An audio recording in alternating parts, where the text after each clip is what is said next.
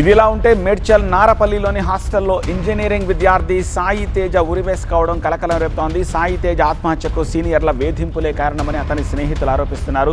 సీనియర్లు బలవంతంగా మద్యం తాగించి ఒక బార్లో 10,000 బిల్ కట్టాలని ఒత్తిడి చేశారని చెప్తున్నారు. ఆ వేధింపులతోనే సాయి తేజ ఆత్మహత్య చేసుకున్నాడని చెప్తున్నారు. ఆత్మహత్యకు ముందు తల్లిదండ్రులకు సెల్ఫీ వీడియో పంపించాడు సాయి తేజ. मंदिर लगा कि उनको 4-5 जाबर అన్నాను ఒక మండర్ ఆర్డర్ అని మార్ रहे थे उनका पिछले लेरज मार कंती मन आचर आगरो कोनी बा कोनको चिन्ना बाबा ना कचे मन मारो बकम बा मंदिर लाग रही ऑफिस मारे मांग रहे मार कंती मर जा रहा जो बा उससे ने बचे. సాయి తేజది ఆత్మహత్య కాదు, హత్యేనని తల్లిదండ్రులు ఆరోపిస్తున్నారు. తమ కుమారుణ్ణి హత్య చేసి ఆత్మహత్యగా చిత్రీకరించారని సాయి తేజ తండ్రి ప్రేమ్ సింగ్ ఆరోపిస్తున్నారు. 8:30కేమో ఒక వీడియో పంపిండు బాబు.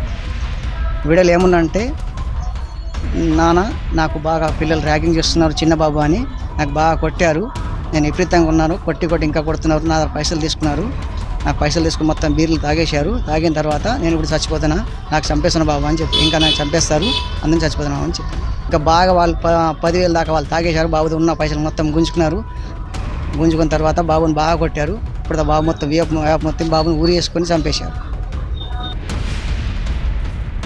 సాయి తేజ మృతిపై తమకు అనుమానాలున్నాయని బంధువులు చెప్తున్నారు. సాయి తేజది ఆత్మహత్య కాదని చెప్తున్నారు.